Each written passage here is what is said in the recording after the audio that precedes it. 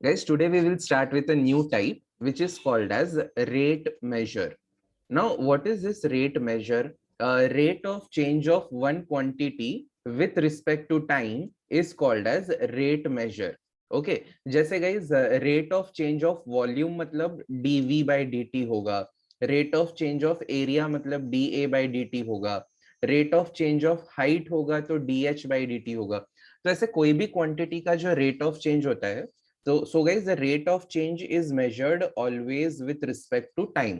Okay जैसे आप लोगों को भी अगर मुझे कंपेयर करना है तो मैं कैसे कंपेयर करूंगा आपके ही साथ कि आप लोग 11th स्टैंडर्ड में कैसे थे, फिर 12th में आने के बाद कैसे थोड़े से इनएक्टिव हो गए, वैसे है ना. तो we measured with respect to time कि ये एक टाइम था, ये एक टाइम है. ओके, तो over a period of time people change, ऐसा भी तो हम लोग काउंट करते हैं ना. तो हमेशा गाइस किसी भी चीज का रेट ऑफ चेंज ढूंढना है तो that is always with respect to time. Okay, तो अब क्वेश्चंस में क्या होगा गाइस, जो भी क्वेश्चन हम लोग सॉल्व करने वाले हैं इन क्वेश्चंस में कुछ कुछ फिजिक्स के क्वांटिटीज की बात चलेगी. Okay, they are called as physical quantities. तो कुछ फिजिक्स के क्वांटिटीज रहेंगे, कुछ मैथ्स के क्वांटिटीज रहेंगे, अलग अलग क्वांटिटीज की बात चल रही होगी. ओके, तो we have to identify which quantities they are talking about and find a formula that will fit them. Okay, जैसे स्फीयर की बात चल रही है, तो स्फीयर में से किसकी बात चल रही है? स्फीयर के सरफेस एरिया की बात चल रही है, वॉल्यूम की चल रही है, रेडियस की चल रही है, किसकी बात चल रही है? पहले आप उनको आइडेंटिफाई करो और उनको आइडेंटिफाई करके उनका एक फॉर्मूला बनाओ. और ध्यान क्या रखना है कि जो भी फॉर्मूला हम लोग बनाएंगे उसके अंदर सिर्फ दो ही क्वांटिटीज होनी चाहिए, लिटरली गिन के सिर्फ दो क्वांटिटीज होनी चाहिए. तो जैसे कि y is equal to x के टर्म्स होते हैं ना, तो दो ही वेरिएबल होते हैं, है ना, तो ताकि हम लोग dy बाई dx वगैरह ढूंढ पाए. तो वैसे ही हम लोग जो भी इक्वेशन ढूंढेंगे उसके अंदर there must be only two quantities in the formula. If there is a third quantity we eliminate it by using some other relation. Somehow हम लोग उसको यस एलिमिनेट करेंगे. ओके, और फिर क्या करना है, जब हमारा फॉर्मूला रेडी हो जाएगा इसको differentiate with respect to time करेंगे. ओके, तो हम लोग को जो भी रेट ऑफ चेंज वगैरह दिया है वो सब्स्टिट्यूट करके जो चाहिए वो मिल जाएगा. तो with this information I think we can start with the sums. Okay, तो सम नंबर 16 से गाइस चालू करते हैं अपन. ओके, तो पहले समझ लो गाइस, सम नंबर 16 में जैसे क्या दिया है, a square plate is contracting at a uniform rate of 2 centimeter square per second. अब गई सेंटीमीटर स्क्वायर जो है ये एरिया का यूनिट है, राइट. तो rate of change of area अपने को दिया है D A by D T is equal to 2 centimetre square per second. Find the rate at which perimeter is decreasing. Rate at which the perimeter is decreasing मतलब DP by D T अपने को चाहिए when the side of the square is 16. तो मैं side को represent कर देता हूँ 16 से. Okay guys, what is the formula for perimeter of the square? Very good, Krish and Ansh, Pratham, Shravani, everyone. 4 into side. Okay, तो guys जब हम लोग पेरीमीटर को 4 इंटू साइड लिखेंगे तो dp बाई dt कितना आएगा? 4 इंटू साइड का डेरिवेटिव ds बाई dt आ जाएगा.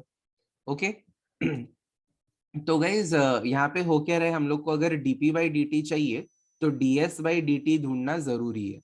तो ds बाई dt क्वेश्चन में नहीं दिया है, बट इनडायरेक्टली हम लोग को dA बाई dt दिया है जिससे हम लोग ds बाई dt ढूंढ सकते हैं.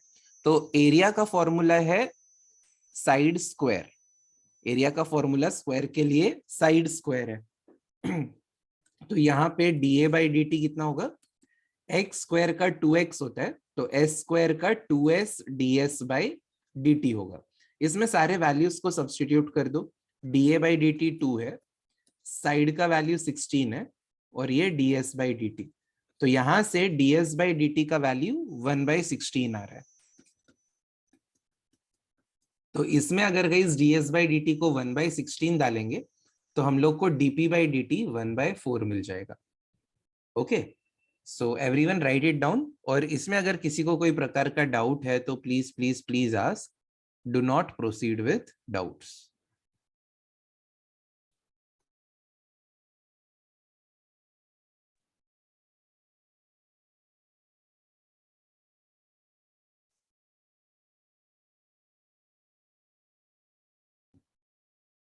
Very good everyone.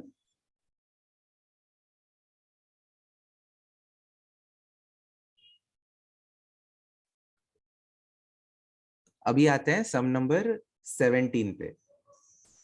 Yes yes प्रथम. 17 में क्या बोला है?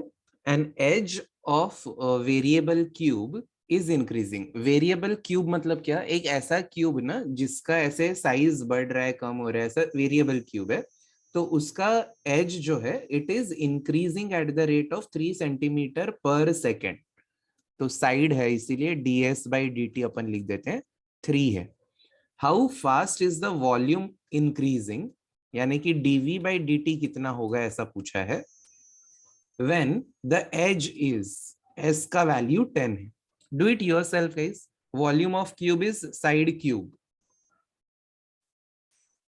volume of cube is side cube. तो उसका डेरिवेटिव लेकर के ds बाई डी टी और s का वैल्यू सब्सटीट्यूट कर दो.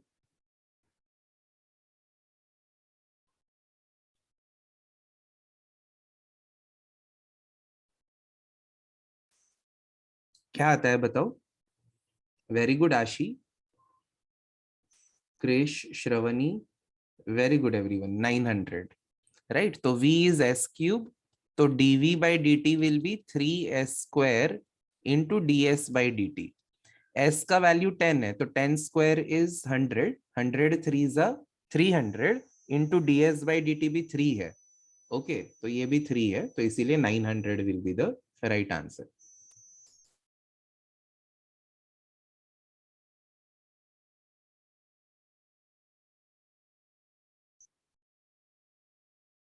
तो जो लोग को नहीं आया अभी समझ में आया, जो लोग ने रिप्लाई नहीं किया था मतलब उनको आई थिंक नहीं आया शायद से, तो अभी आ गया.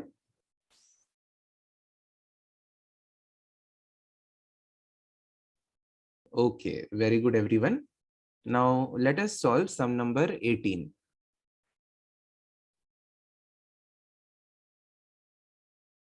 Water is flowing into a vertical cylindrical tank at the rate of 12 cubic feet per minute. तो गाइस क्यूबिक फीट आपके हिसाब से किसका यूनिट रहेगा? Very good Krish. Cubic feet area का होता है, साइड का होता है, या वॉल्यूम का होता है? Very good Siya, Ayushman, Aashi, Devansh, Akshat. Very good. Volume होता है, क्यूब बोला है ना, तो वॉल्यूम का है. तो वॉल्यूम अपॉन टाइम, यानी कि dv बाई डी टी अपने को दिया है 12. If radius of the tank is 3, वो फिक्स है, रेडियस 3 है. How fast is the height of water rising, यानी कि dh बाई डी टी कितना होगा, ये हम लोग को पूछा है. ओके तो वॉल्यूम, रेडियस और हाइट की बात चल रही है सिलेंडर के. वॉल्यूम, रेडियस और हाइट ऑफ द सिलेंडर की बात चल रही है. तो फॉर्मूला हम लोग यूज करेंगे pi are square H. Pi are square H. तो आर का वैल्यू तो 9 दिया है, तो R square will be 9 into H. इसका अगर डेरिवेटिव ले लेते हैं विथ रिस्पेक्ट टू टी, तो dv बाई डी टी का वैल्यू 9 पाए तो कांस्टेंट है, h का derivative dh by D T आएगा. So put the values that we know. dv by D T is 12. ये 9 पाए को इधर नीचे क्रॉस मल्टीप्लाई कर दो, is equal to dh by D T. तो dh बाई डी टी का आंसर 3 4 जा 3 3 जा 4 अपॉन 3 पाए. एक एक्चुअली यहाँ पे ये सी ऑप्शन में उन्होंने 3 अपॉन 3 पाई दिया, 3 अपॉन 4 पाई देना चाहिए था, तो थोड़ा तो कंफ्यूजिंग लगता. ठीक है, बट 4 अपॉन 3 पाई अपने को मिल गया. It is the right answer.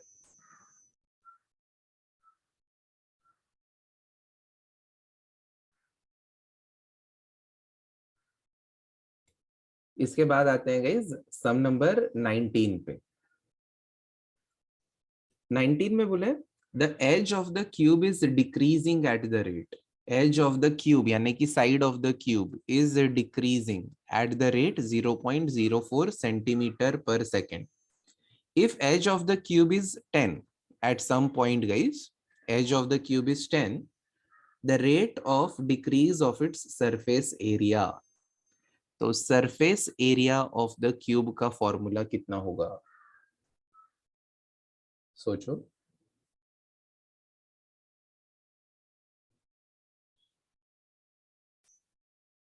Okay Siya, अंश, Shravani, Krrish, Ayushman.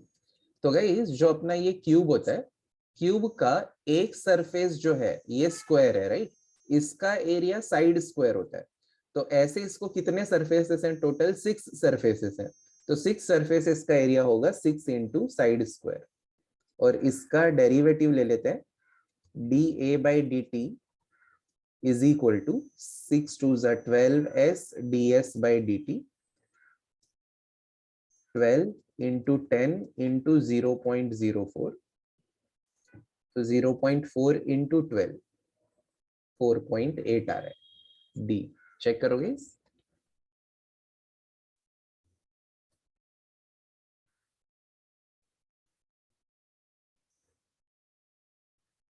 How ideal this batch is, no?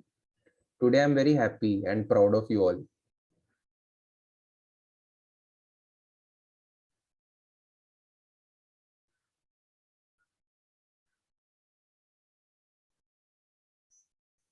चलो 20 वाला करते हैं अभी। The volume of spherical balloon is increasing at the rate, तो volume is increasing, तो dv by dt लिख देंगे 40 सेंटीमीटर पर मिनट।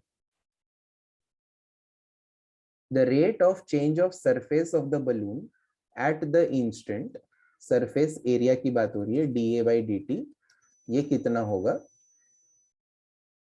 जब रेडियस का वैल्यू 8 सेंटीमीटर है?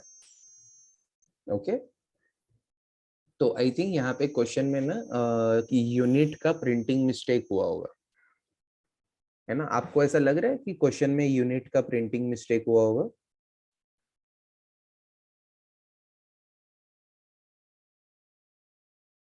जैसे कि अगर volume of spherical balloon is increasing बोला है, तो 40 सेंटीमीटर क्यूब पर मिनट होना चाहिए। और फिर the rate of change of surface area of the balloon at the instant when its radius is 8 centimetre. हाँ, तो ऑप्शन में राइट है। ओके, तो गाइस यहाँ पे क्वेश्चन में खाली एक प्रिंटिंग मिस्टेक है, सेंटीमीटर क्यूब पर मिनट होना चाहिए था। चलो तो अभी थोड़ा सा हम लोग प्रूडेंट बन जाते हैं, सम का ज्योतिष बन के सोचते हैं कि क्या होगा अगर हम लोग फॉर्मूला देखें स्फीयर का। स्फीयर के एरिया का फॉर्मूला है 4 पाई आर स्क्वायर। तो अगर हम लोग को D A by D t चाहिए, तो 4 पाई कॉन्स्टेंट, आर स्क्वायर का derivative 2 R D R by D T होगा। तो अपने पास आर का तो वैल्यू है 8, but D R by D T का वैल्यू नहीं है। कुछ लोग क्या कर देते हैं, महान लोग, r is equal to 8 differentiating with respect to time, d are by D t 8 का डेरिवेटिव 0। ऐसा नहीं कर रहे हैं गाइस, वो तो एक इंस्टेंट पे दिया है हम लोग को।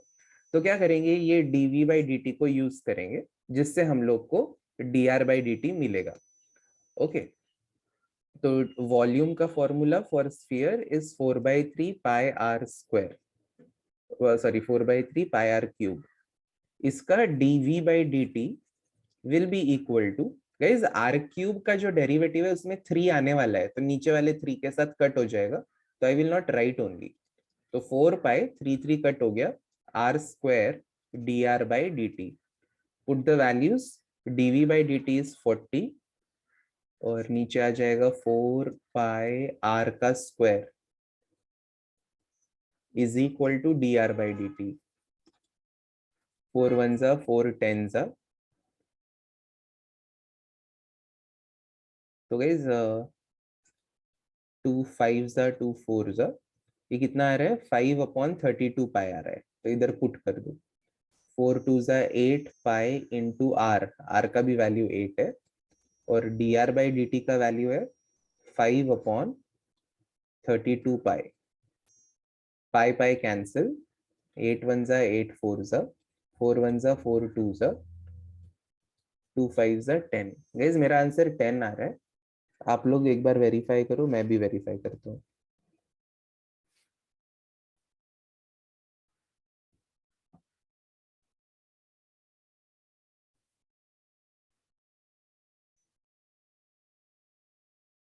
कुछ लोगों को गाइस डाउट है, तो एक बार सुन लो।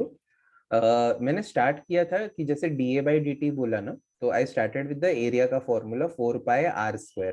और d A by D t चाहिए तो इसका derivative 4 pi as it is r² का 2r dr by D T आएगा। तो अपने पास r का वैल्यू है, dr बाई डी टी नहीं है, तो इसीलिए ये वॉल्यूम को यूज किया। वॉल्यूम का ये फॉर्मूला है 4/3 पाई r³ इसका derivative with respect to t ले लो, तो r³ का derivative 3r² dr by D T आएगा। तो जो 3 आने वाला है, 3 3 कट हो जाएगा, r² dr by D T बचा। dv बाई डी टी का वैल्यू 40, और ये 4 पाई r² को 40 के नीचे क्रॉस मल्टीप्लाई कर दो, तो यहाँ से आपको dr बाई डी टी का वैल्यू 5/32 पाई आ रहा है। तो इधर dr बाई डी टी के जगह पे 5/32 पाई डाल दिया, कैंसलेशन करेंगे तो आंसर 10 आ रहा है।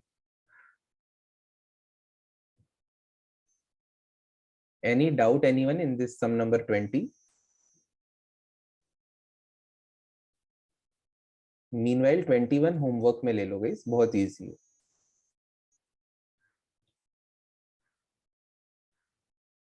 Very good everyone. और ये जो 22 वाला है, ये अभी का अभी यहाँ पे क्लास में ही करो। Do it yourself 22।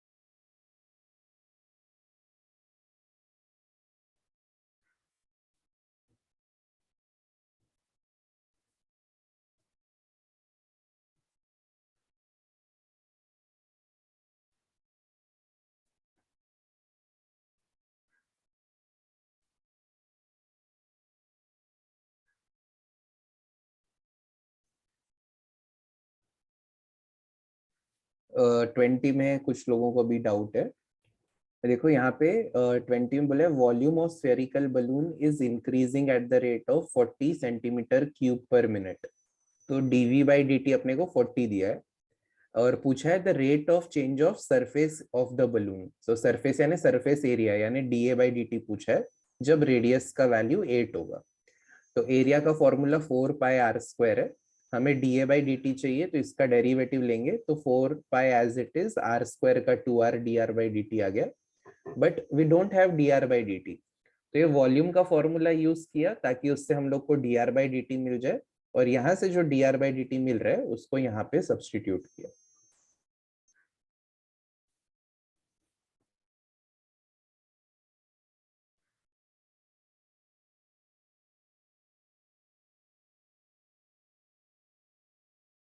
22 वाले का सी आ रहा है मेजोरिटी लोगों का, तो आई थिंक राइट होना चाहिए। Okay Devanshi, okay.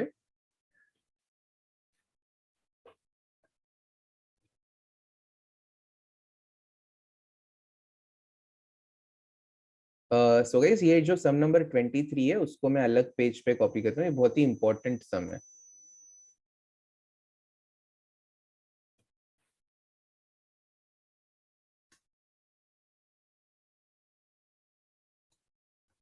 An aeroplane at an altitude 1 kilometer, flying horizontally at 800 kilometer per hour, passes directly over an observer. The rate at which it is approaching the observer when it is 1250 meter away, यहाँ पे एक unit missing है, metre away from him is. So let us draw an appropriate diagram.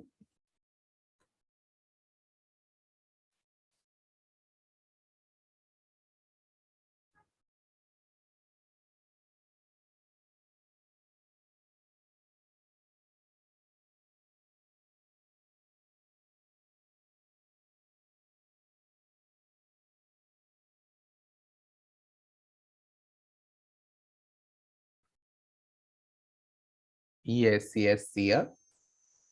तो guys ये ए नाम दे देते हैं aeroplane को, ओ नाम दे देते हैं ऑब्जर्वर को, ठीक है।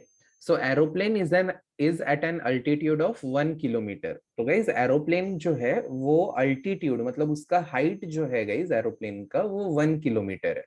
तो यहाँ से यहाँ तक का डिस्टेंस हम लोग बोल सकते हैं कि ये 1 किलोमीटर है। ओके, तो ये 1 किलोमीटर नाम दे देते हैं इसको। इसको नाम दे दिया बी लेटर से। यस कुछ लोग बोल रहे हैं कि मीटर में लिखें क्या, बट अगर हम लोग ऑप्शंस देखेंगे तो ऑप्शंस में किलोमीटर पर आवर दिया है, तो it is better if we keep the units in kilometre only. चलो देखते हैं। फिर उसके बाद क्या बोला है, an aeroplane at an altitude 1 kilometre flying horizontally at 800 kilometre per hour. तो ये जो एरोप्लेन है ऐसा हॉरिजॉन्टली फ्लाई हो रहा है और उसका स्पीड कितना है 800 किलोमीटर पर आवर। तो basically what they are trying to say कि ये जो डिस्टेंस चेंज होने वाला है A B distance, that is changing at the rate of 800 kilometre per hour. तो ये डिस्टेंस को अगर से अपन ने नाम x दे दिया तो we can say dx by dt is equal to 800 kilometre per hour. Okay, तो बेसिकली गाइस जो जो भी क्वांटिटीज चेंजिंग है ना उनको हम लोग ऐसे वेरिएबल के नोटेशंस ले लेते हैं।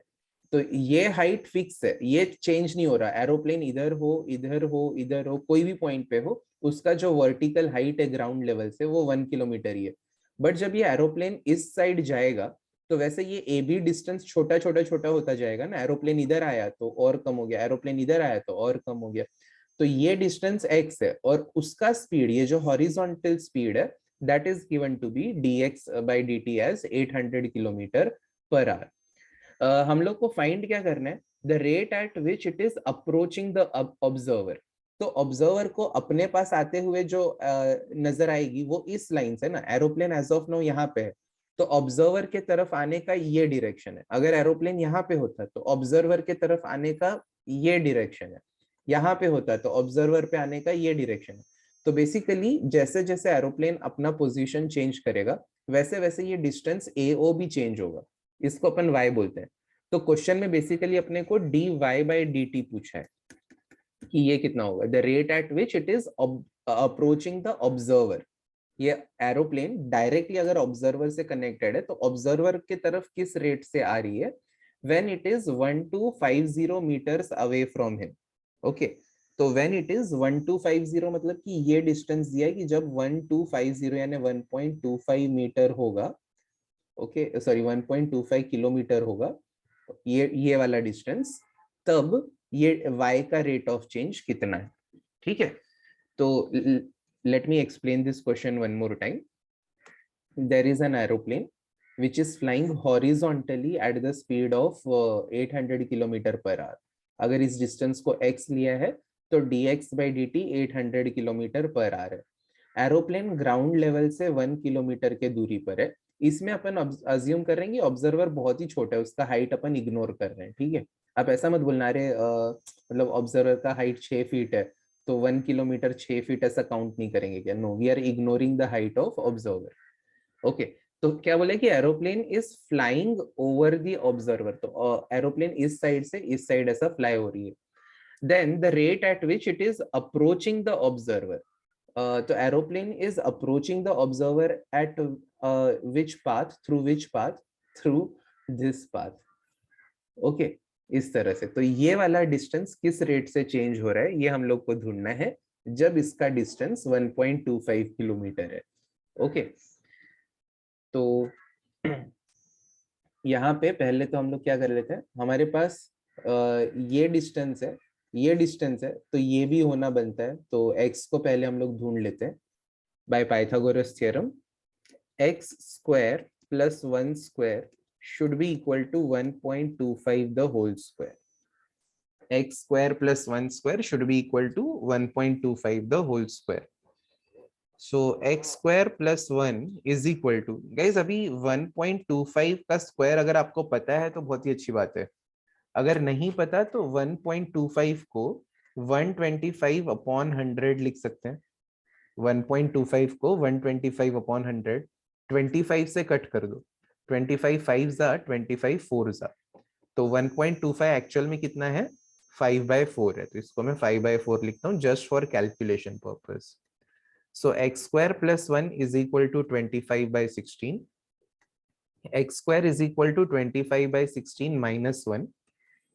So x square is equal to 9/16. Therefore x is equal to 3/4. Plus minus आएगा बट ऑब्वियसली डिस्टेंस होने की वजह से नेगेटिव नहीं लेंगे, पॉजिटिव ले लेंगे, 3/4 किलोमीटर.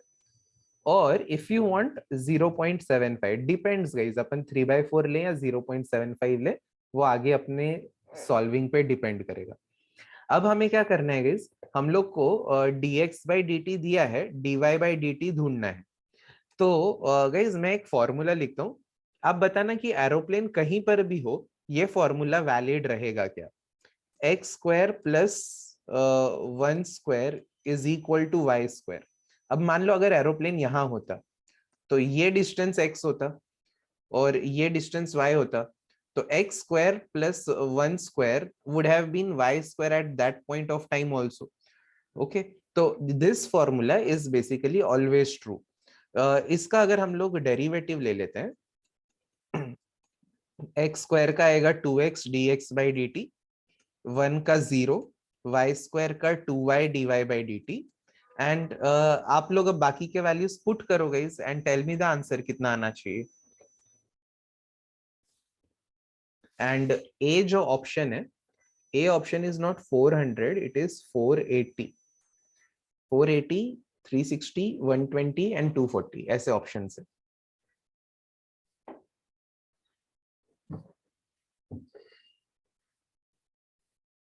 पुट द वैल्यूज बाकी के सारे.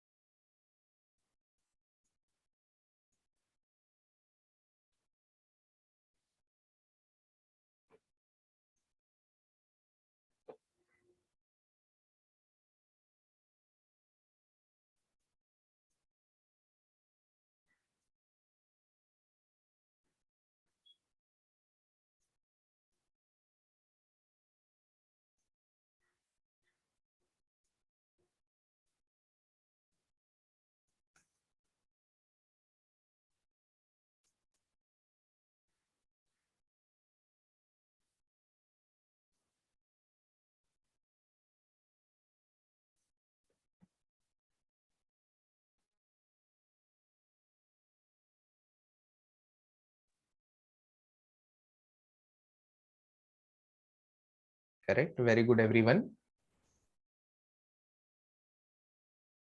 Very good.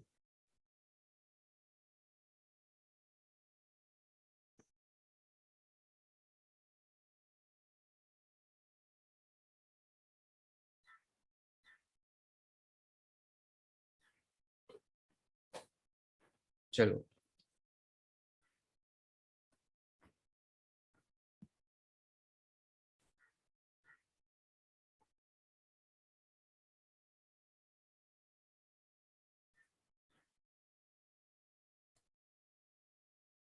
नेक्स्ट सम अपना भी 23 हुआ, 24 पे आते हैं.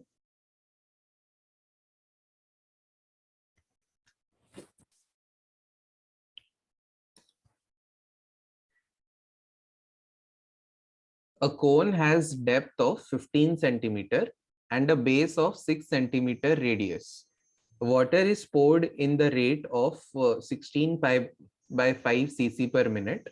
If the depth of water is 4 centimeter, then the rate at which the level of water is in the cone is rising. यहाँ पे in the cone होना चाहिए, is rising, ये अपने को पूछा है. ट्राई करो गाइस, एक उल्टा कोन ड्रॉ करो.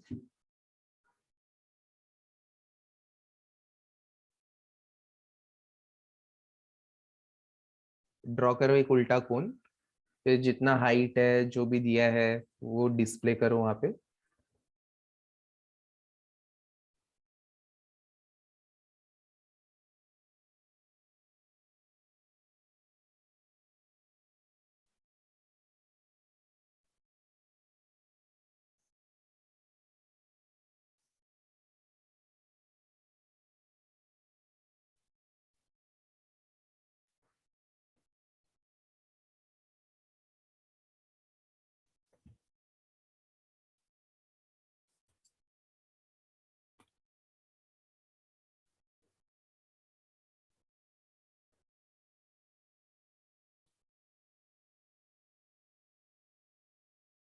a cone has depth, so इसका total depth अपने को यानी कि height दिया है 15 और base का radius दिया है r is equal to 6, h is 15 और यहाँ पे एक ऐसा एक ट्रायंगल ड्रॉ कर देते हैं अपन।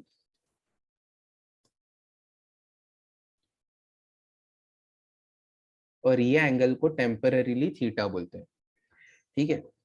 So guys the rate at which the water level of water in the cone is rising पूछा है, तो क्या हम लोग को ढूंढना है एग्जैक्टली आप ये बता सकते हो क्या, क्या ढूंढना है अपने को, सोच के बताओ।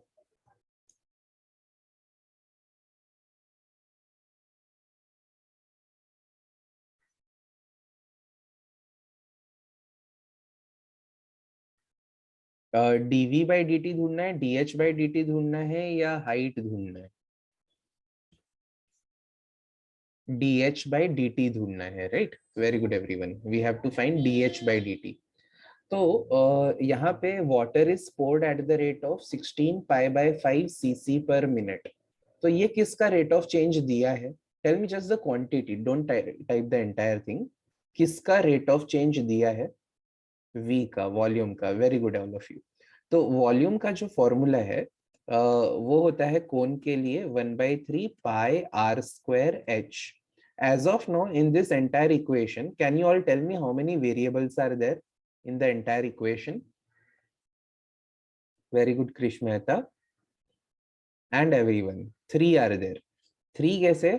V, R and H, three variables are there. But अपन जब भी सॉल्व करते हैं इस दो ही वेरिएबल ना, जैसे इधर V और R दो वेरिएबल थे, एरिया और R दो ही वेरिएबल थे, हमेशा दो ही वेरिएबल होने चाहिए। तो समहाउ हम लोग को अच्छा किसको एलिमिनेट करें, R और H में से किसको एलिमिनेट करें? R को एलिमिनेट करें या H को करें? कुछ लोग एच बोल रहे हैं। यार एच को एलिमिनेट क्यों करना है ना, हमें चाहिए ही है D H by D T आ जाए, तो एच को अगर आप हटा दोगे तो आपको D H by D T कैसे मिलेगा, आपको D are by D T मिल जाएगा। तो इसीलिए हम लोग आर को एलिमिनेट करने का ट्राई करेंगे। तो आर को एलिमिनेट कैसे करेंगे? तो ये डायग्राम से कुछ भी करके आर और एच के बीच में एक रिलेशन डिसाइड फाइंड आउट करना है। कुछ लोगों का डाउट है how do we decide this? We decide on the basis of what is to be calculated. We have to find the rate at which level of water in the cone is rising, यानी कि हम लोग को d H by D t ढूंढना है। Okay, तो अब अगर एच ही नहीं रहेगा, एच है ही नहीं मान लो, तो D H by D T किधर से आएगा ना। ओके, और एच रहेगा तो D H by D T आएगा, तो सही सम हो। ओके, सो गाइस अभी एक रिलेशन हम लोग ढूंढते हैं एच और आर का। इन दिस ट्रायंगल, नाम नाम में देता हूँ O A B, in triangle O A B we can say that tan theta is always equal to opposite upon adjacent r by h, which is equal to 6 upon 15। हमेशा r by h जो है वो 6 by 15 ही रहेगा, भले ही पानी यहाँ तक हो, यहाँ तक हो, यहाँ तक हो, कहीं भी हो। ओके, तो लेट अस से पानी का वैल्यू यहाँ तक है, तो tan थीटा का वैल्यू तो 6 by 15 ही रहा। और ये छोटे ट्रायंगल में देखेंगे तो r by h भी तो हो रहा है। तो हमेशा गाइज रेडियस और हाइट का जो रेशियो है वो 6/15 यानी कि 2/5 होने वाला है। तो यहाँ से अपन रेडियस को 2h/5 लिख सकते हैं, तो रेडियस को 2h/5 लिख दो, तो 2h/5 का square 4h² upon 25 into h, hence our formula is becoming 4 upon 75, 4 h cube बन रहा है।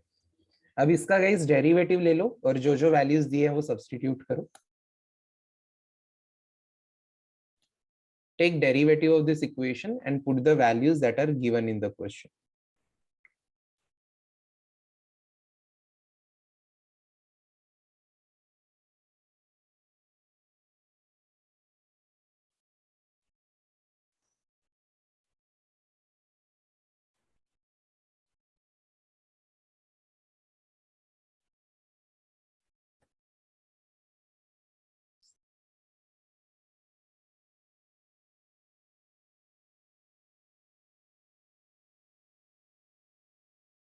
क्या आता है बताओ?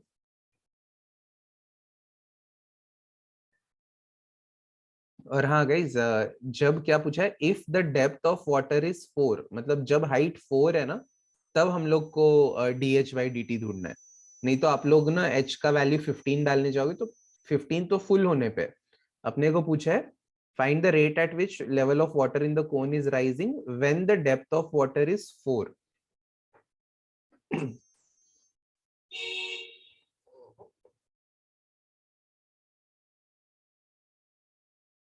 Very good Krish Mehta,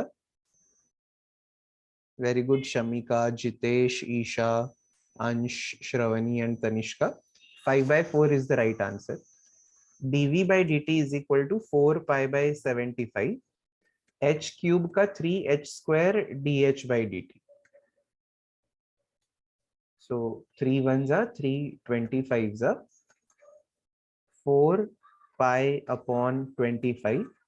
h लेना है 4, तो it will be 16, और dh/dt ही अपने को चाहिए है, और dv/dt दिया है 16 pi upon 5.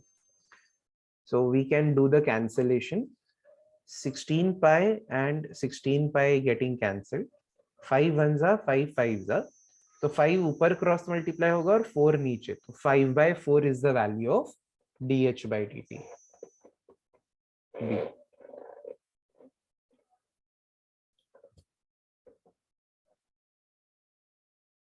तो गाइज ये जो इंफॉर्मेशन दी है हम लोग को कि पूरे कोन का डेप्थ और बेस का radius, it is given to find the relation between R and H, ताकि हम लोग यहाँ पे सब्सटीट्यूट कर पाए। Okay, but the rate at which water level is rising, यानी the rate at which height is changing, ये कब ढूंढना है? जब हाइट 4 सेंटीमीटर है। तो ये यहाँ पे ट्रिकी पार्ट है कि काफी लोग क्या करते हैं, आई एम श्योर आप में से भी काफी लोगों ने पहले मतलब ये कैलकुलेशन के वक्त हाइट को 15 डाल दिया होगा, है ना, गलती से। See so many honest people here. But अभी तो समझ में आ गया ना कि क्यों 4 डालना चाहिए था। ओके ओके, चलो अभी 25 को अलग पेज पे सॉल्व करेंगे guys। ये भी ऐसा भी सेम क्वेश्चन अपन ने टेक्स्ट बुक में सॉल्व किया है।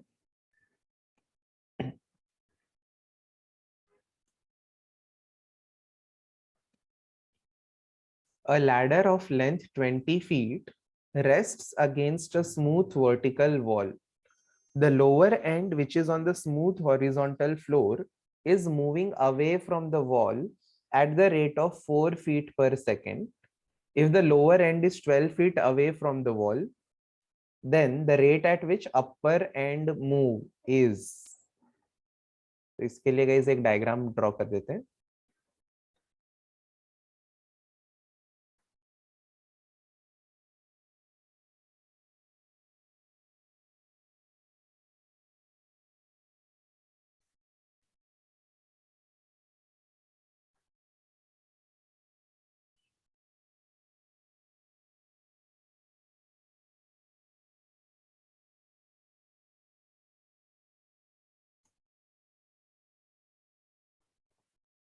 गाइस ये ए बी लैडर है, और ये जो है ये स्मूथ वर्टिकल वॉल है, this is wall, and lower end ये फ्लोर है, इस साइड में जो है it is the floor, and this is A B is our ladder.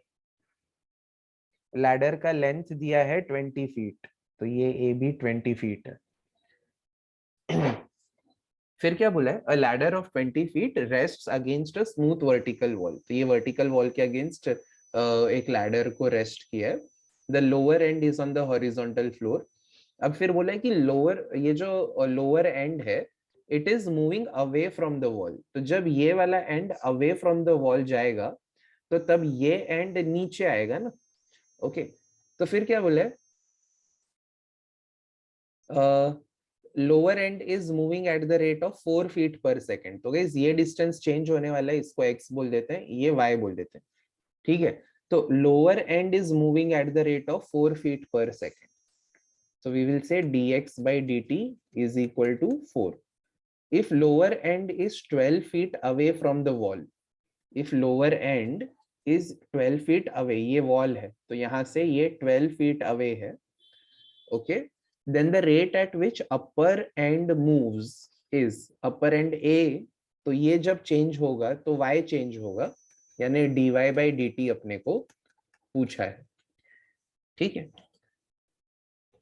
तो गाइस रिलेशन क्या है x और y के बीच में, हमेशा x square plus y square is going to be equal to 20 square always ना। ये कैसे भी मूव करे, लेट अस से लैडर पहले ऐसी रही होगी सपोज, तो तभी भी ये x रहा होगा, ये y रहा होगा, लैडर का लेंथ तो 20 है, तो x square plus y square तभी भी 20 है। फिर जब नीचे आ गया और नीचे जब जाएगा, मान लो ऐसे आ जाएगा, तब ये x और ये y होगा, तो अभी भी x square plus y square ये भी 20 ही रहेगा। तो always x square plus y square is 20। मान लो अगर हम लोग इसका derivative with respect to t ले लेते हैं, एक्स स्क्वायर का 2x dx by D t plus y square का 2y dy by D T is equal to 20 का डेरिवेटिव 0, ओके।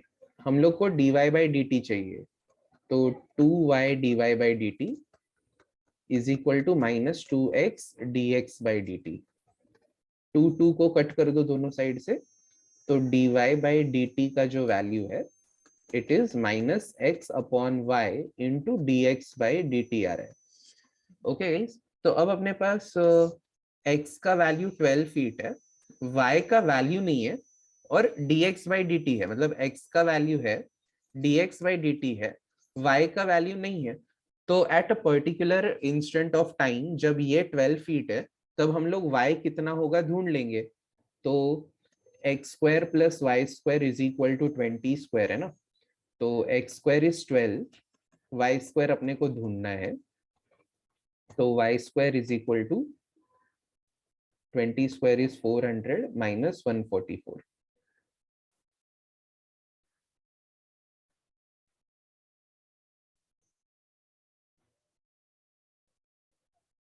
तो y आ जाएगा 16। तो गाइज यहाँ पे सब्स्टिट्यूट कर दो, माइनस x का वैल्यू 12, y का वैल्यू 16 और dx बाई डी टी 4, 4 1 जा 4 4 जा 4 1 जा 4 3 जा, so we are getting minus 3 feet per second.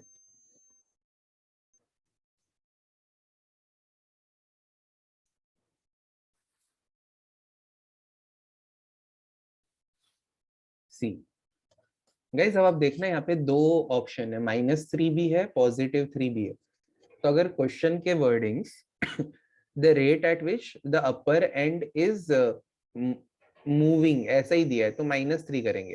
तो यहाँ के वर्डिंग्स कुछ ऐसे होते हैं ना कि अगर ये डिक्रीज हो रहा है या it is coming down eight the rate ऐसा बोला होता, तो हम लोग पॉजिटिव पे क्लिक करते। बट जनरली ऐसा पूछते नहीं वो लोग, ऐसा डायरेक्ट ही दे देते हैं अपने को। फिर भी क्वेश्चन एक बार ध्यान से पढ़ना एग्जाम में कि उनको एग्जैक्टली क्या चाहिए।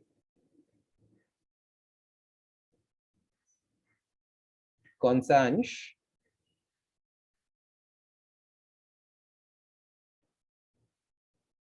The rate at which upper end moves बोला है, the rate at which upper and is coming down बोला होता, ओके। तो कमिंग डाउन मतलब वो बाय डिफॉल्ट नेगेटिव ही हो गया, तो वो सेंटेंस में ही नेगेटिविटी आ गई, तो तब अपने को 3 टिक करना चाहिए ऐसे।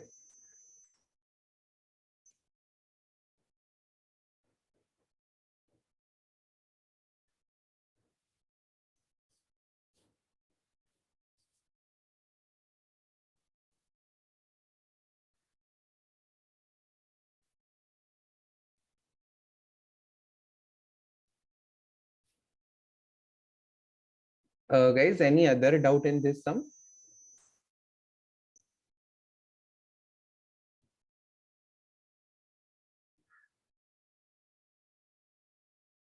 Very good everyone. इसके बाद गाइस ये अप्रोक्सीमेशन टाइप जो है it is omitted from the syllabus, तो ये तो नहीं पढ़ना है अपने को,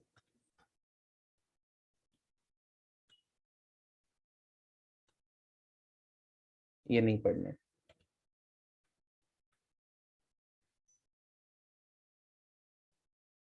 फिर ये LMVT भी नहीं पढ़ना है, और रोल्स थ्योरम भी नहीं पढ़ना है। नहीं पढ़ना है, कितनी अच्छी बात है, डायरेक्ट 41 से स्टार्ट करें। Very good Jitesh. कितना आपके ऊपर से पता है कितना लोड हटा दिया है बोर्ड्स वालों ने और सीईटी वालों ने, कुछ टेंशन ही नहीं है। चलो, for all values of x the function e raise to x, f dash of x नहीं, f ऑफ x है ये, f of x is equal to e raise to x। कैसा फंक्शन है e raise to x, increasing है या decreasing है या neither, मतलब डिपेंड करता है कैसा है, आप बताओ।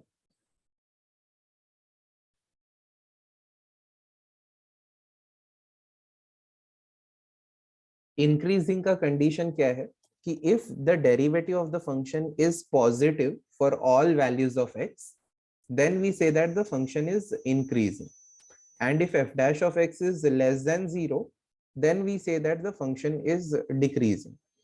Okay, तो अब यहाँ पे ये जो e raised to x है, इसका derivative e raised to x ही आएगा। तो अब ये जो e raised to x है, f dash of x, e raised to x, अब आपको ये सोचना है कि ये क्या ये हमेशा पॉजिटिव रहेगा, x का वैल्यू कुछ भी डालो, क्या ये हमेशा पॉजिटिव रहेगा क्या, या कभी कभी नेगेटिव भी हो सकता है। x का वैल्यू कुछ भी ले लो गई, तो थोड़े लोग यहाँ पे कंफ्यूज हो गए। e रेस टू x जो है, x का वैल्यू पॉजिटिव हो नेगेटिव हो कुछ भी हो, e रेस टू x हमेशा पॉजिटिव ही रहेगा। e को ना आप कोई एक नंबर इमेजिन कर लो, जैसे 2 पॉइंट समथिंग है तो 2 अज्यूम कर लो, तो 2 का कोई भी पावर नेगेटिव होता है क्या, 2 रेस टू 0 ले लो, 1 ले लो, 2 ले लो, 3 ले लो, 4 ले लो, 5 ले लो, 6 8, या 2 रेस टू -3 भी अगर होता तो वो 1/2 रेस टू 3 यानी 1/8 होता, तो पॉजिटिव ही होता। तो ये जो derivative it is always positive, hence it is always an increasing function. E raised to x is always an increasing function.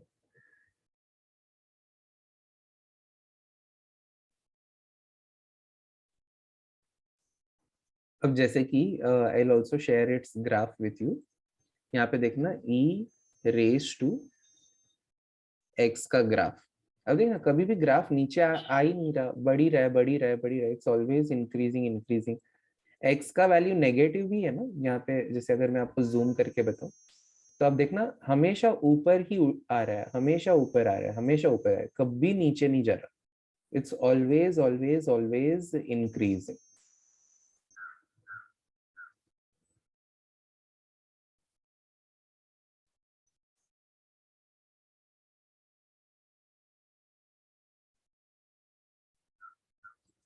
Okay, उसके बाद the function f of x is equal to x square is increasing in which interval, f of x is equal to x square, तो therefore f dash of x क्या होगा, 2x होगा। अब ये 2x positive किस interval में होगा, -1 to 1 में तो नहीं होगा ना, -1 to 0 के रेंज में ये नेगेटिव हो जाएगा, तब नहीं होगा। -∞ हमेशा होगा क्या, पॉजिटिव नहीं, इंक्रीजिंग मतलब हमें ये चेक करना है कि ये कब पॉजिटिव होगा, तो ये सी रेंज में 0 to ∞ के रेंज में गाइस वो पॉजिटिव होगा।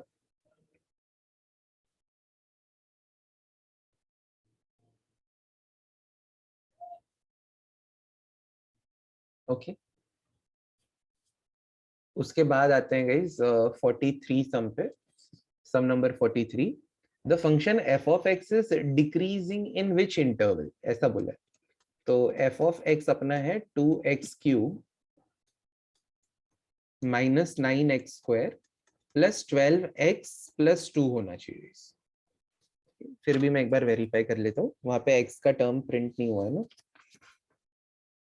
2x³ -9x² प्लस 12x है यहाँ पे प्लस 2, ठीक है। और बोला कि ये फंक्शन कब डिक्रीजिंग होगा, तो डिक्रीजिंग होने के लिए f dash of x less than 0 होना चाहिए, डिक्रीजिंग होने के लिए गाइस डेरिवेटिव लेस देन 0 होना चाहिए। तो डेरिवेटिव क्या आएगा, 2 3 6x², 9 2 18x, 12x का 12, 2 का तो 0 है, ये लेस देन 0, इसको डिवाइड थ्रू आउट बाय 6 कर लेते हैं, तो x² -3x plus 2 less than 0। इसके फैक्टर्स आएंगे x-2, x-1 less than 0। Guys आप मुझे बताओ, लेस देन 0 मतलब नंबर, ये वाला नंबर पॉजिटिव होना चाहिए या नेगेटिव होना चाहिए? If this number is suppose to be less than 0, तो नंबर पॉजिटिव होना चाहिए, नेगेटिव? नेगेटिव होना चाहिए। तो अगर मैं आप लोगों को बोलूं कि दो नंबर है मेरे पास, ए और बी, इनका मल्टीप्लीकेशन करेंगे तो नेगेटिव आना चाहिए, तो कौन सा कॉम्बिनेशन आप सेलेक्ट करोगे मुझे बताओ? दोनों पॉजिटिव, एक पॉजिटिव एक नेगेटिव, एक नेगेटिव एक पॉजिटिव, या दोनों नेगेटिव? इनमें से कौन सा ऑप्शन आप सेलेक्ट करोगे? Very good everyone. A positive B negative होगा तो भी प्रोडक्ट नेगेटिव आएगा, और ए नेगेटिव बी पॉजिटिव होगा तो भी product negative. So 2 and 3 are absolutely correct. तो हमें ऐसे ये दो केसेस बनाने पड़ेंगे, ठीक है? तो केस 1 में किसी एक को पॉजिटिव, मतलब x-2 को पॉजिटिव ले लो और x-1 को नेगेटिव, आपकी मर्जी, आप कैसे भी ले लो। मतलब केस 2 पहले करोगे तो भी चलेगा, ऐसा कुछ नहीं है। तो x greater than 2 and x less then 1, तो नंबर लाइन के ऊपर 0, 1 और 2 बनाए। x का वैल्यू 2 से बड़ा और 1 से छोटा होना चाहिए। तो गाइस ऐसे कौन से नंबर हैं जो 2 से बड़े होते हैं और 1 से छोटे होते हैं? Is there any number that you are aware of कि 2 से बड़ा हो बट 1 से छोटा हो? No, there is no number. तो केस 1 से हमें कोई भी आंसर नहीं मिल रहा। तो केस 2 पे आते हैं। x-2 less than 0 and x-1 greater than 0, यानी कि x less then 2 and x greater than 1।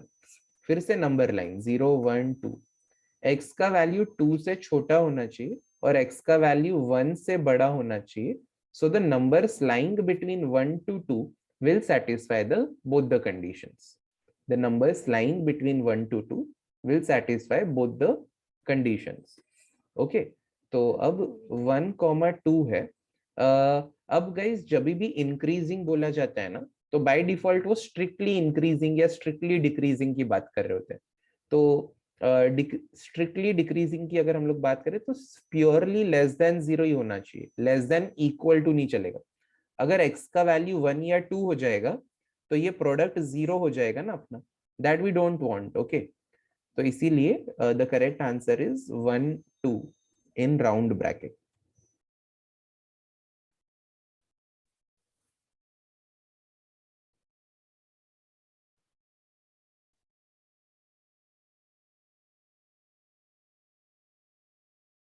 What is the difference with the brackets? Oh my god, 1, 2 means ऐसा, ये 1 और ये 2 रहा तो 1 is included but 2 is not, 1 is not included but 2 is included. Okay, square दोनों side square रहा तो 1 and 2 both included, and 1 and ऐसे राउंड ब्रैकेट मतलब 1 is also not included, 2 is also not included. Basically 1 less then x less then 2, ये वाला bracket हुआ। और अगर ऐसे ब्रैकेट में 1, 2 लिखते तो 1 less than equal to x less than equal to 2 होता।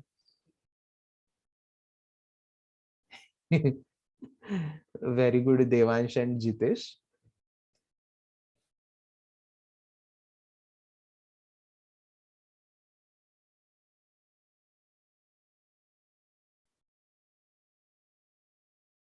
अभी 44th सम सॉल्व करते हैं।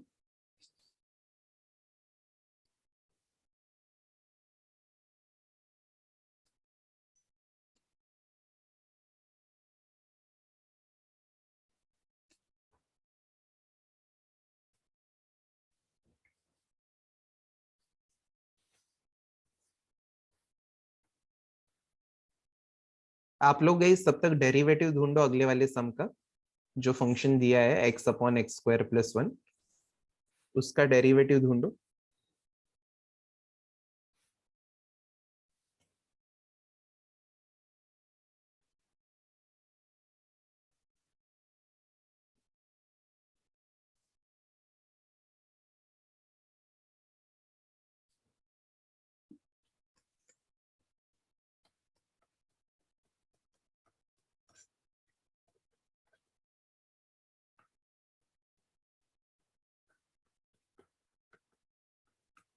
यू अपॉन वी लगाना है, नीचे डिनोमिनेटर का स्क्वायर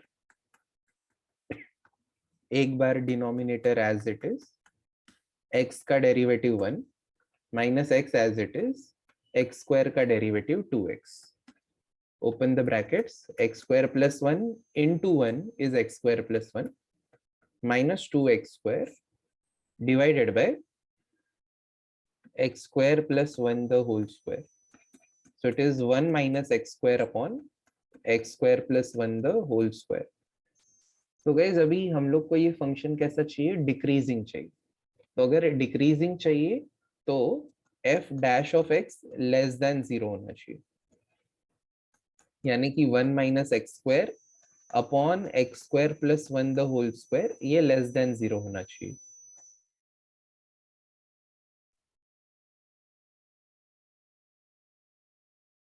तो गाइज ये जो डिनोमिनेटर है ये हमेशा एक पॉजिटिव नंबर ही रहेगा और जीरो कभी भी नहीं रहेगा ना. ये एक्स स्क्वायर प्लस 1 कभी जीरो आएगा ही नहीं, है ना, कभी भी जीरो नहीं होगा ये. तो नॉन जीरो है और ऑलवेज पॉजिटिव है, तो क्रॉस मल्टीप्लाई इनइक्वालिटी में कर सकते हैं. तो ये क्रॉस मल्टीप्लाई कर दो तो हम लोग को 1 minus x square less than 0 मिलेगा.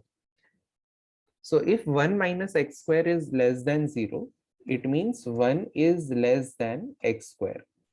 माइनस एक्स स्क्वायर इधर आके पॉजिटिव हो गया, यानी कि x square is greater than 1. X का स्क्वायर जो है ये 1 से बड़ा होना चाहिए. तो नंबर लाइन पे 0, 1, -1, 2 और -2. तो गाइज अगर कोई नंबर जो है वो -1 और 1 के बीच में लाई करता है तो वो इस कंडीशन को सेटिस्फाई करेगा क्या. जैसे मैं इनके बीच का नंबर 0.5 या माइनस प्लस माइनस 0.5 में से कुछ भी ले लो, तो 0.5 का स्क्वायर 0.25 आएगा. It is not greater than 1. तो इस इंटरवल के नंबर्स कंडीशन को सेटिस्फाई नहीं कर रहे, तो कौन से नंबर करेंगे, या तो 1 से बड़े नंबर या तो -1 से छोटे नंबर. तो it means that x is either greater than 1 और x is less than -1. x is greater than 1 or x is less than -1, so A is the right answer.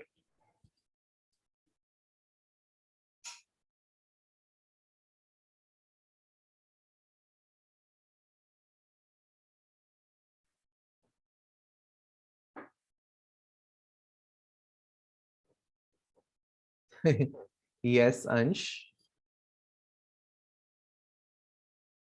So guys, now let us move on to the next type, which is actually the last type of the chapter, which is maxima and minima.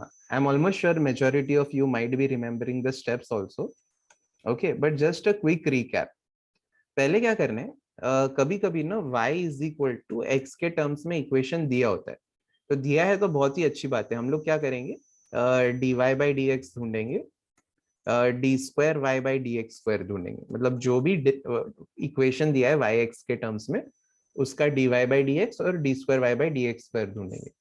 फिर उसके बाद जब ये दोनों derivative आ जाएंगे तो जो D Y by D X अपन ने ढूंढा है उसको इज इक्वल टू 0 कर दो. तो जो ये d Y by D x है ना उसको इज इक्वल टू 0 कर दो. ऐसे करने से हम लोग को x के अलग अलग वैल्यूज मिलेंगे, x equal to a, x equal to b. कभी एक की वैल्यू मिलेगी, कभी दो दो वैल्यू मिलेंगी. और फिर क्या करना है, ये जो x इक्वल टू ए मिला इसको d square Y by D x square में डाल के चेक करना है. We will check the value of d square Y by D x square. Let us set first value of x, यानी x equal to a पे check किया. अब अगर इसमें d square Y by D x square में x को a डालने पे जो आंसर आ रहा है, लेट अस से वो नेगेटिव नंबर यानी कि लेस देन 0 आ रहा है, it means that there is a maxima at x equal to a.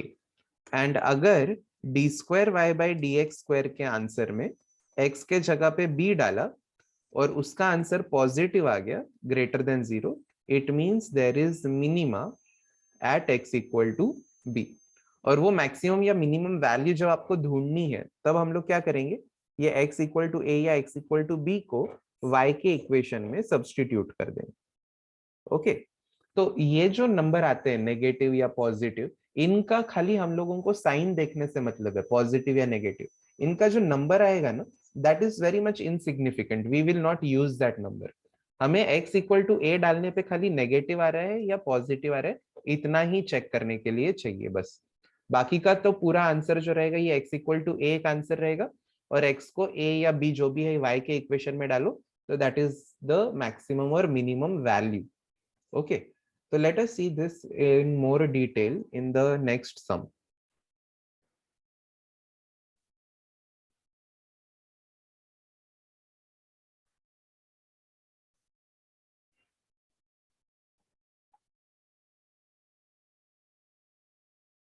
तो गाइस मैं यहाँ पे साइड में सॉल्व कर देता हूँ इसको. क्या बोला है क्वेश्चन में? The function F of x is, maximum कहाँ है मिनिमम कहाँ है, बेसिकली ये पूछा है. तो everyone start writing with me. y is equal to x raise to 5 minus 5x raise to 4 plus 5x cube minus 1.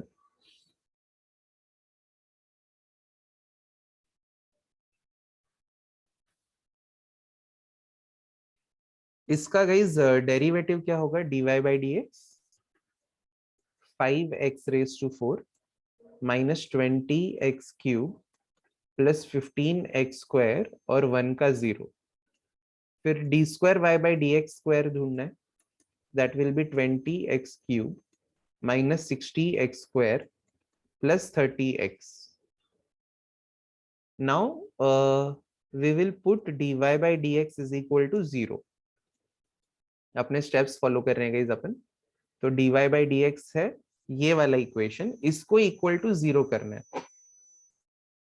तो इसको इक्वल टू 0 ही लिखना है ना, तो मैं क्या कर देता हूँ लिखते वक्त ही 5x स्क्वायर को कॉमन ले लेता हूँ.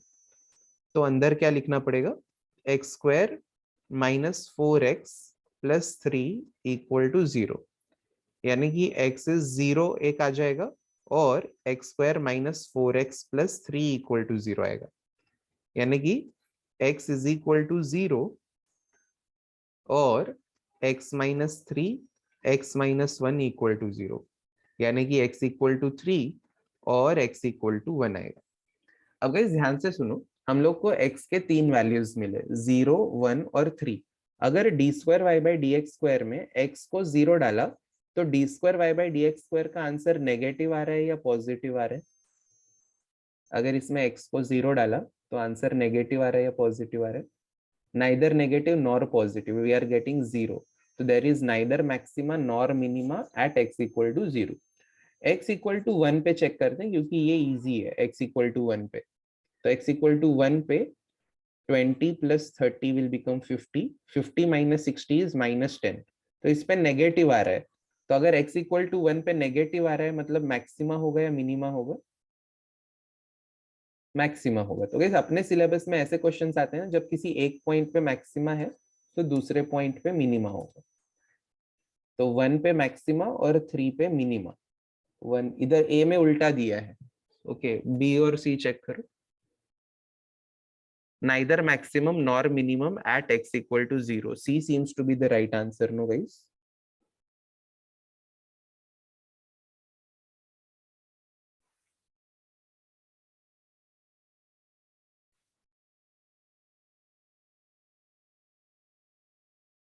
Okay. Chalo. Let's go to next sum.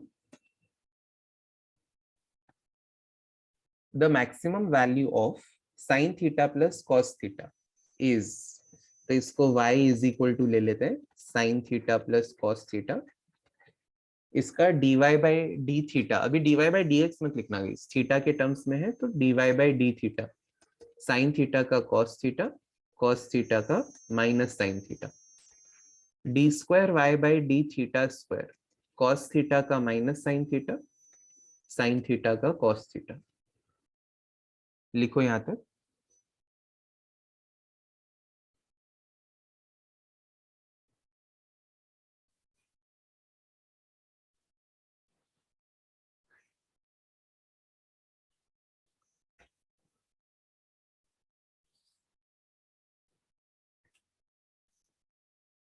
तो गाइस अभी हम लोग क्या करते हैं, y से dy by D theta, D square Y by D theta square मिला. Now we put dy by D theta equal to 0.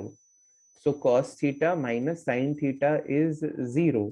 Minus sine theta RHS में ले लो तो प्लस हो जाएगा. तो गाइस कौन से वैल्यू के लिए cos थीटा और साइन थीटा इक्वल होते हैं? थीटा क्या होना चाहिए बताओ? Very good Ansh, Shravani and Krish and Harshdeep 45 degree या पाई बाय 4 बोलेंगे। ओके, तो इस थीटा को जब हम लोग पाई बाय 4 डालेंगे इस d square Y by D theta square में, तो ये वाला वैल्यू पॉजिटिव आएगा या नेगेटिव आएगा?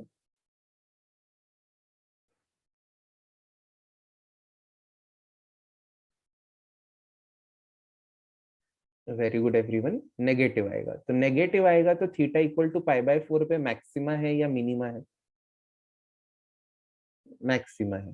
तो थीटा को पाई बाय 4 डाल दो। तो उन्होंने क्वेश्चन में क्या पूछा, मैक्सिमम वैल्यू कितना होगा, तो थीटा को इसमें पाई बाय 4 डालेंगे तो sine 45 plus cos 45, 1/√2 plus 1/√2 is 2/√2। ऊपर जो 2 है उसको √2 इंटू √2 लिखो, तो we are getting the answer as √2।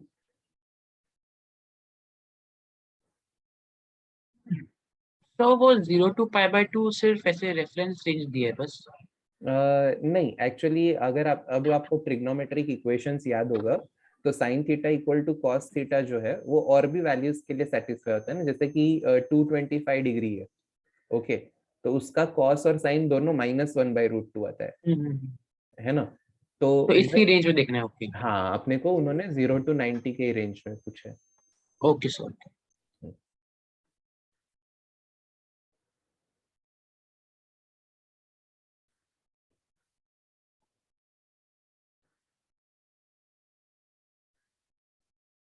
Guys, 47 we will solve in class, 48 will be homework.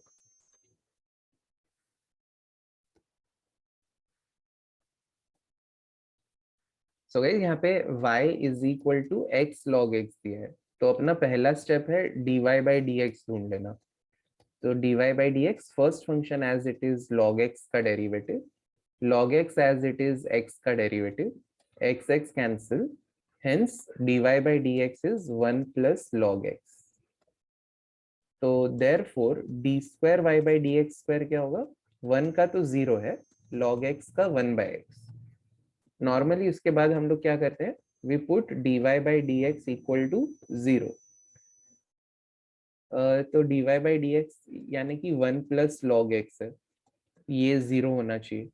1 plus log x is 0, it means log x is -1। Guys अगर log x -1 है तो x कितना होगा बता सकते हो? ओके अंश,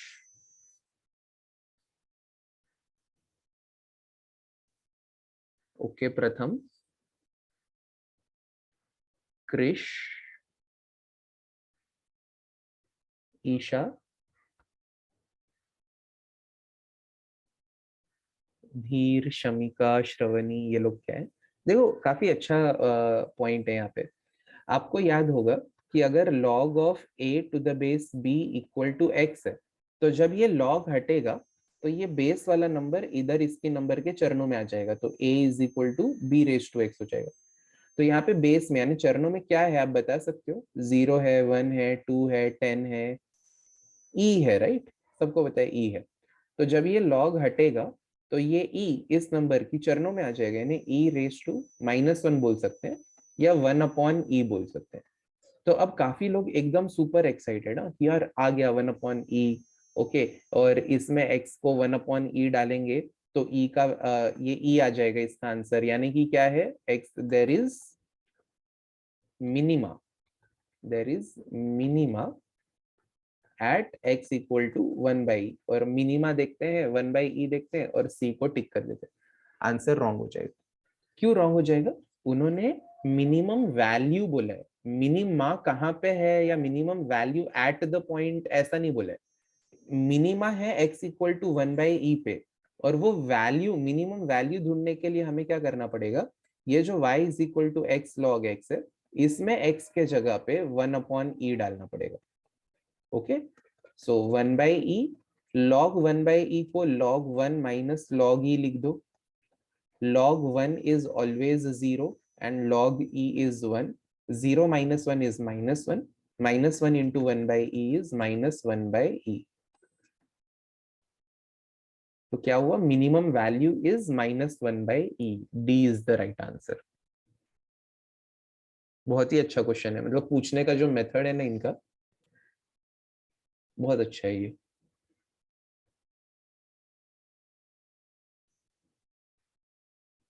यस यस, हाँ English.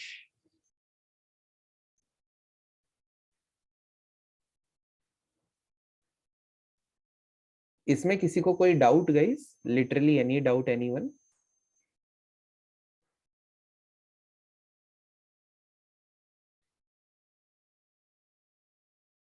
Okay, very good all of you. तो अब 48 तो गाइस मैं होमवर्क में देने वाला हूँ। 49 और 50 अपन अच्छे से सॉल्व करते हैं।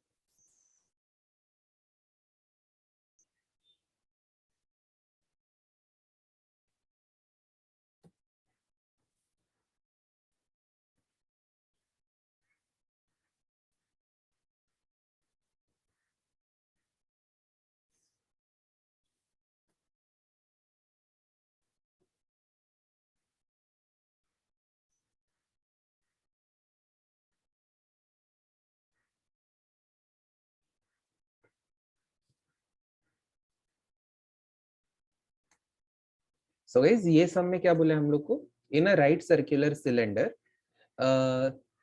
इफ होना चाहिए यहाँ पे, if the sum of its base radius and height is 6 centimeter, then its maximum volume is, sum of base radius and height is 6 centimeter, then its maximum volume पूछा है। तो गाइस सिलेंडर की बात चल रही है, तो वॉल्यूम जो है ये पाई आर स्क्वायर एच होता है। हमेशा दो ही वेरिएबल होने चाहिए, ठीक है। तो यहाँ पे अपने पास एक्चुअली तीन वेरिएबल है, वी आर और एच, किसी एक को एलिमिनेट कर दो। आप लोग बताओ इसमें किसको एलिमिनेट करना इजी पड़ेगा अपने लिए? आर को एलिमिनेट हटाना किसको चाहिए, आर को हटाना चाहिए या एच को हटाना चाहिए? ओके, यस, यहाँ पे तो ना क्वेश्चन में रेडियस बोला है ना हाइट बोला है, किसी को भी हटा सकते हैं कोई भी। तो बट ना प्रॉब्लम ये है कि अगर हम लोग आर को हटाते हैं ना, तो आर के जगह पे 6 - h डालना डिफिकल्ट है। बट एच के जगह पे हम लोग यहाँ से हम लोग क्या लिख सकते हैं, h is equal to 6 - r लिख सकते हैं। यहाँ पे अदरवाइज अपने को स्क्वायर के अंदर ब्रैकेट लिखना पड़ता है, फिर ब्रैकेट स्क्वायर एक्सपांड करना पड़ता है, तो थोड़ा सा स्लाइटली क्या बोलते हैं, क्लमजी हो जाता है। बट ऐसे ही रखा तो ठीक है। आर स्क्वायर को अंदर मल्टीप्लाई कर दो, 6r² - r³, this is v। अब इसका हम लोग को मैक्सिमम वैल्यू ढूंढना है। ओके, तो we will find dv/dr 12r - 3r²। उसके बाद d²v/dr² ढूंढते हैं। 12r का 12, 3r² का 6r। Now we will put dv/dr equal to 0. So the value of dv/dr is pi in bracket 12r minus 3r² equal to 0. Pi into, we can take 3r को common, 4 minus r equal to 0. So either r is 0 or r is 4. Guys but R ही अगर zero हो गया तो cylinder बनेगा ही नहीं ना, ऐसा सिलेंडर कैसे, जीरो रेडियस का सिलेंडर थोड़ी होता है। तो आर का वैल्यू 4 ही होना चाहिए, और आर का वैल्यू इसमें 4 अगर डालते हैं तो ये आंसर नेगेटिव आ रहा है, less than 0। It means there must be maxima at r equal to 4। Guys अगर r 4 है तो can you tell me height कितना हो जाएगा, height of the cylinder? Very good, 2 हो जाएगा। ओके, क्योंकि रेडियस प्लस हाइट 6 होना चाहिए, ऐसा क्वेश्चन में बोला है। तो रेडियस 4 है तो हाइट 2 हो जाएगा। तो मैक्सिमम वॉल्यूम कितना हुआ, volume is pi r² h, pi r is 4, square is 16 into 2, so we are getting 32 pi. Write it down all of you.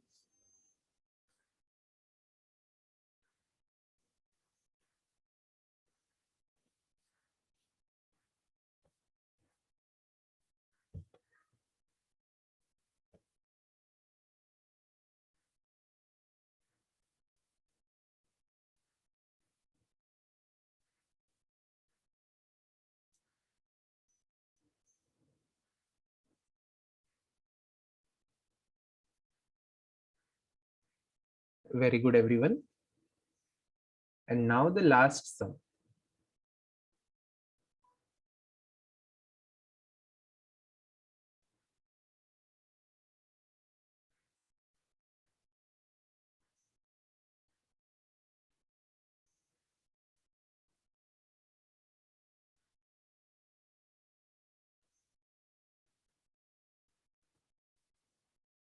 Guys, यहाँ पे क्या बोला है? A manufacturer can sell X items at a price of rupees 330 minus X each. So I will write SP, यानी selling price of one item is equal to 330 minus X rupees. One item, each मतलब क्या? एक item का selling price 330 minus X है. The cost of production, यानी कि cost price of how many items? Of X items. So the cost price of X items is X square plus 10X plus 12. For maximum profit, the number of items to be sold. तो maximum अपने को profit का चाहिए. Profit होता है selling price minus cost price. तो guys, can we directly do selling price minus cost price या कुछ क्या करना पड़ेगा? और प्रॉब्लम क्या है? सेलिंग प्राइस एक आइटम का दिया है, कॉस्ट प्राइस एक्स आइटम का दिया है, तो ऐसा नहीं चलेगा ना. अपन सेलिंग प्राइस भी क्या करते हैं? एक्स आइटम्स का ही ढूंढ लेते हैं. तो selling price of x items कितना हो जाएगा? एक आइटम का 330 माइनस एक्स है, तो एक्स आइटम्स का 330 माइनस एक्स इंटू एक्स कर देंगे, तो that will B 330x minus x square होगा. गाइस, अगर एक आइटम का, अगर आपको बोला जाए कि वन डेयरी मिल्क का प्राइस 5 रुपीज है, तो एक्स डेयरी मिल्क का प्राइस कितना होगा? 5x रुपीज होगा. तो वैसे ही एक आइटम का सेलिंग प्राइस 330 माइनस एक्स है, तो एक्स आइटम्स का 330 माइनस एक्स इंटू एक्स हो जाएगा. तो now we have selling price and cost price both of x items only. So we can say profit is equal to selling price minus cost price. Selling price is 330x minus x square minus cost price is x square minus 10x minus 12. तो क्या मिल रहा है हम लोग को? 320x minus 2x square minus 12. This is profit. So we will find dp by dx, dp upon dx. 320x का 320, 2x square का 4x, 12 का 0.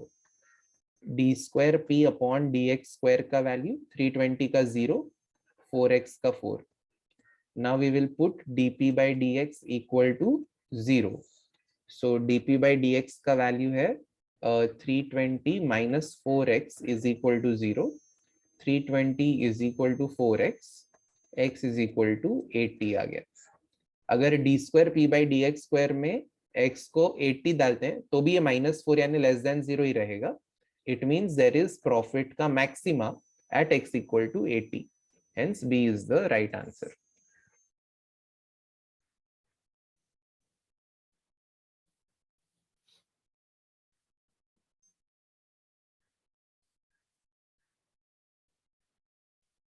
Very good everyone. अच्छा गाइस, मीनवाइल आप लोगों को मैंने डेरिवेटिव्स का वो बोर्ड्स का क्वेश्चन बैंक सॉल्व करने बोला था. हो गया है आपका या 80% भी हो गया है? तो let me know. Done done. Wow, superb. Okay okay, कुछ लोगों का 50% हुआ है. तो यार अगर मैं मान लो सबमिशन के लिए मांग लेता तो फिर क्या करते? और वो मैं कभी भी मांग सकता हूँ, कल परसों में मैं बना दूंगा असाइनमेंट उसका. ठीक है, जल्दी कंप्लीट करो. और जो लोग का हो गया है वो लोग एप्लीकेशन ऑफ डेरिवेटिव्स स्टार्ट कर दो उसमें से. ठीक है, तो इसमें से जो 2-4 सम होमवर्क दिए हैं वो करना है, और जो बोर्ड्स का क्वेश्चन बैंक है एप्लीकेशन ऑफ डेरिवेटिव्स का वो करना है. और जो लास्ट के 4 थियरम्स है वो भी लिखने हैं, डेरिवेटिव्स वाले. ओके. और प्रीलिम्स की वजह से मैं थोड़ा सा होमवर्क का डेडलाइन बढ़ा दूंगा, तो don't worry. With this I will pause the recording here.